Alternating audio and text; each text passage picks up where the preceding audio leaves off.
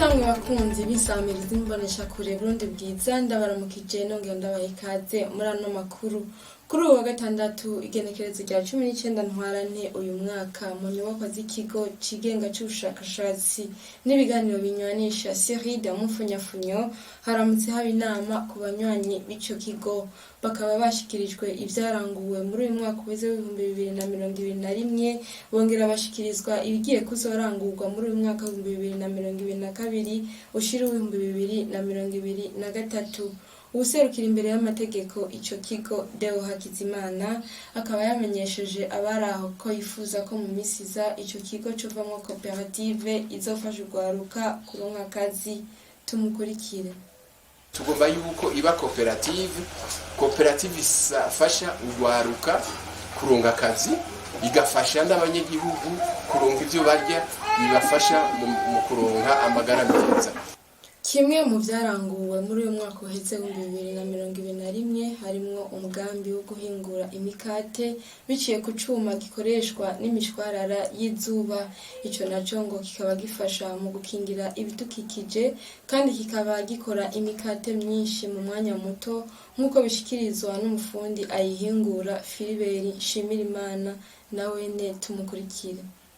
Shimi idakoreshwa n'ibintu bivuga ko bihonye ibidukikije canke biyonona igisenge bikoreshwa n'imishwarara y'izuba. Nashimire kabifasha mu kotsa imikate ijya dusanzwe turya ivuye mu yandi mamurango. Amajambo make n'ikikora kandi ku munsi irashobora gukora ibiro bishika 250 y'ifarini, sora imikate ishika 400 amasaha 18. Mu Burundi nivuga ko nitwe twatoye kuzana imashini tuzisari zibiri, imwe iriko irakorera Igitega, turafise n'umugambi wo kudugana iyindi mu ntara ya Muramvya muri komine Kiganda. Kenshi twama twabateye akamo mu buryo tugomba gukingira ibidukikije kugira ngo tuje hamwe. Tumaze kubibasaba kenshi mugabo ntibaraduha inyishu, mugabo ariyumvira kuza kugira ngo tube association tusohoze izi mashini ku bwinshi kugira ngo dufashe gukingira ibidukikije, dufashe no gukingira igisenge.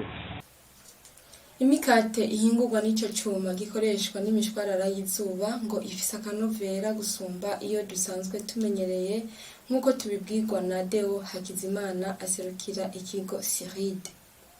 Uyu mukate ni muraza kuwufungura musanga ufise akanovera gasumba ya yindi ikorwa n'amakara, ikorwa na electricité, ikorwa n'ikiganda. Bijya tumenyereye bikoreshwa n'abakora imikate. Ubuyobozi bw'ishure ryisumbuye Lycée Communale Gatumba bwaratunganije kuri w'Imana igenekerezo rya 20 ntwarante umwaka w'2022 inama yahuje abahoze biga kuri iryo shure, abarezi, abavyeyi baharereye eka n'abaregwa bo mu mwaka wa nyuma kuri iryo shure. Intumbero y'iyo nama kaba kwari kurabira hamwe ingene ubumenyi bwifashe no gutegura ihimbazwa ry'imyaka irenga 25 iryo shure ritanguye kuva mu mwaka w'1994. Ni inkuru tuzogarukako mu makuru yacu yo hanyuma.